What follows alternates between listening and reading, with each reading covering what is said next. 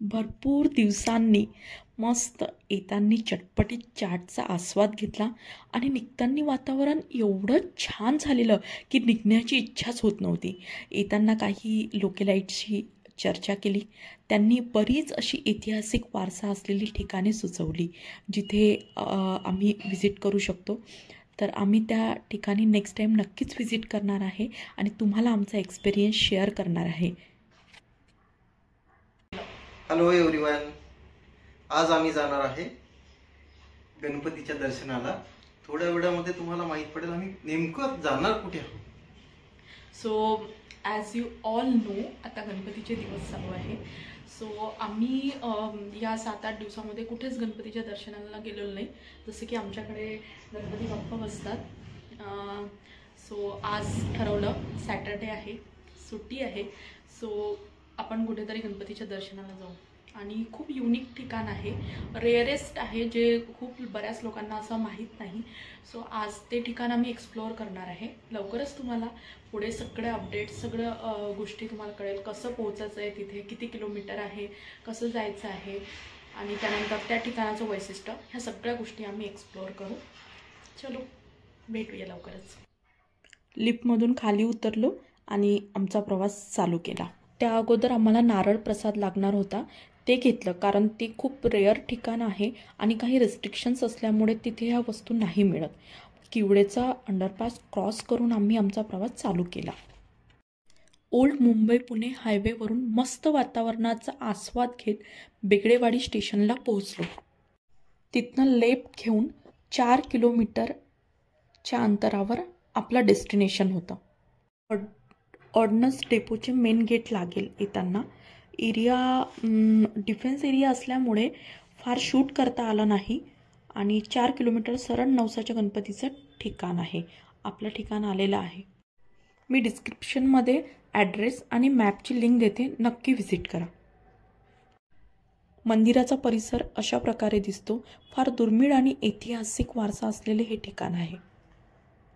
मी तुम्हाला व्हिडिओच्या माध्यमातून मंदिराचा थोडा लुक दाखवते. बघा, अशा प्रकारे मंदिर दिसतं. मंदिराचा फ्रंट लुक, पूजा, ह्या सगळ्या गोष्टी तुमच्यासोबत शेअर करते. इकडे हेअरस्टाईल करणं चालू आहे. आता आम्ही पोचलो आहे. चला आता आपण दर्शन करूया, छान पूजा करूया. सगळ्या गोष्टी दाखवते मी तुम्हाला. अशा प्रकारे मंदिराचा लुक आहे फ्रंट साईडनी. फार दुर्मिळ आणि प्राचीन कालापासून ही मंदिर आहे. इकडे बघा, यांच्या गप्पा चालू झाल्या, माहिती घेत आहे.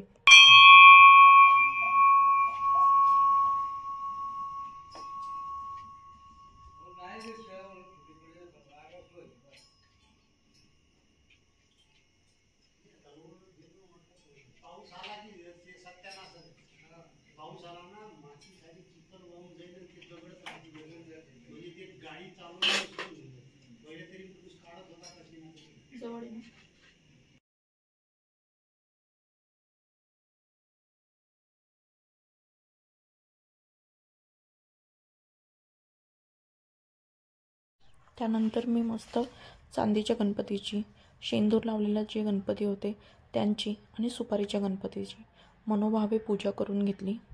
धूप दीप दाखवून प्रसाद या सगळ्या गोष्टी करून माझी पूजा पूर्ण केली.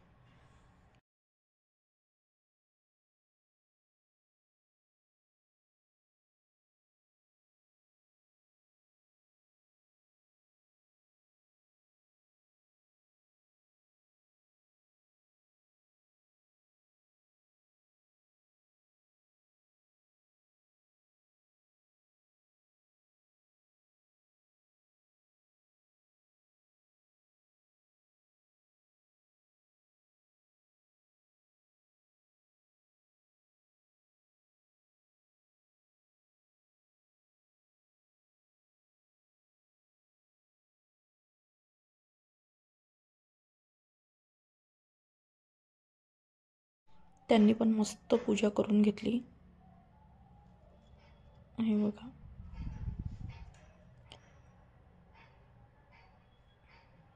अशा प्रकारे पूजा झाली. त्यानंतर नमस्कार केला.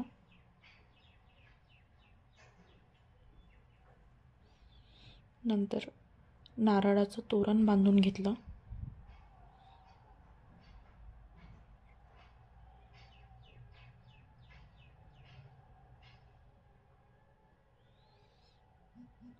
आता इथे अडकवून घेतलं.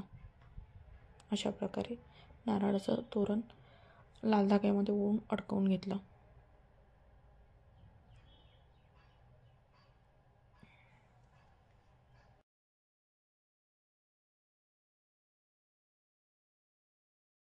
त्यानंतर पुजाऱ्यांनी आमच्या हातून आरती करून घेतली.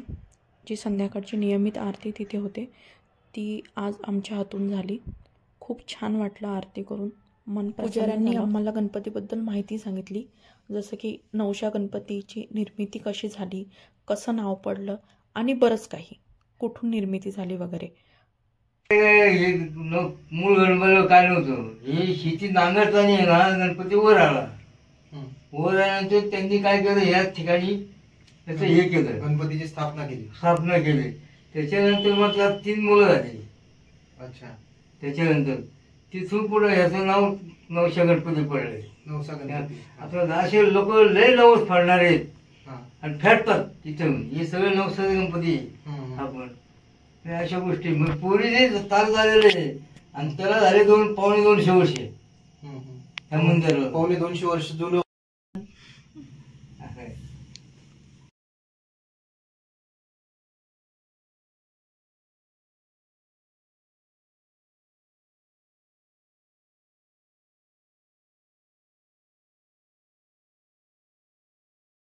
त्यानंतर आम्ही बाप्पाचे काही व्हिडिओज आणि फोटोज काढले.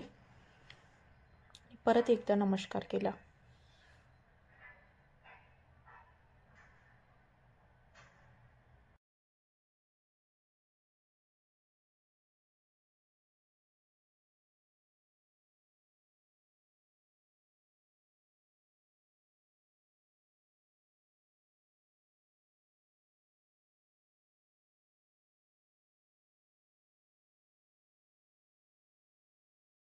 मंदिराच्या परिसरात गोमुख असलेले शिवलिंग होते, त्याची छान पूजा करून घेतली. नंतर त्याचे काही फोटोज काढून आम्ही आमच्या दोघांचे काही फोटोज काढले. बिकॉज कुठेही गेल्यानंतर फोटो काढणे मॅन्डेटरी आहे, राईट. सो आम्ही दोघांनी छानपैकी शिवलिंगजवळ, गणपती बाप्पाजवळ, परत मंदिराच्या परिसरात काही फोटोज काढले. आणि बिकॉज फोटोज मेमरीजसाठी खूप इम्पॉर्टंट असतात. सो आम्ही प्रत्येक ठिकाणी विजिट केल्यानंतर काही फोटोज, व्हिडिओज काढतो. त्याची खूप आवड आहे. फोटोज काढून झाल्यानंतर आम्ही निघण्याची तयारी करू लागलो. निघताना वातावरण इतकं छान झालेलं होतं की निघण्याची इच्छाच होत नव्हती. मी तुम्हाला या व्हिडिओमधून दाखवते की वातावरण कशा प्रकारे झालं होतं. खूपच छान झालं होतं. आणि त्यातल्या त्यात तो डिफेन्स एरिया असल्यामुळे खूप सायलेंट झोन होता. खूप छान पद्धतीने काही लोकलाइट्स भेटले. पुजारी पण निघाले होते, त्यांच्याशी बोलून आम्ही निघालो. आता येताना बेगडेवाडी स्टेशनला ट्रेन येणार होती. सो तिथे थोडं 10 मिनिट थांबावं लागलं. घेतल्या. उद्या गणपती बाप्पाचं जेवण असल्यामुळे. नंतर पाणीपुरी खायला आलो. पाणीपुरीचा मस्त दोघांनी आस्वाद घेतला आणि घरी आलो. सो वाजले आहेत 10. आल्यानंतर आम्ही आरती केली. त्यानंतर आम्ही काही येताना भाज्या आणल्या होत्या, त्या स्वच्छ करून घेतल्या, ड्राय करून त्या फ्रीजमध्ये ठेवून दिल्या. त्यानंतर जेवण केलं आणि आता उद्याच्या गणपती बाप्पाच्या जेवणाची तयारी चालू आहे. सो आता बनत आहे पुरण. यांचा बघा कसला टाइमपास चालू आहे. खरंच म्हणजे काहीच हेल्प करायची नाही, काहीच नाही.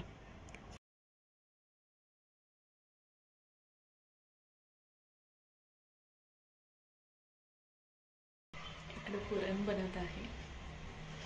आमच्याकडे उद्या जेवायला. आजचा ब्लॉग इथेच एंड करते. भेटूया आपल्या नेक्स्ट ब्लॉगमध्ये. Bye, good night, see you in our next blog. Stay connected, stay tune. Bye.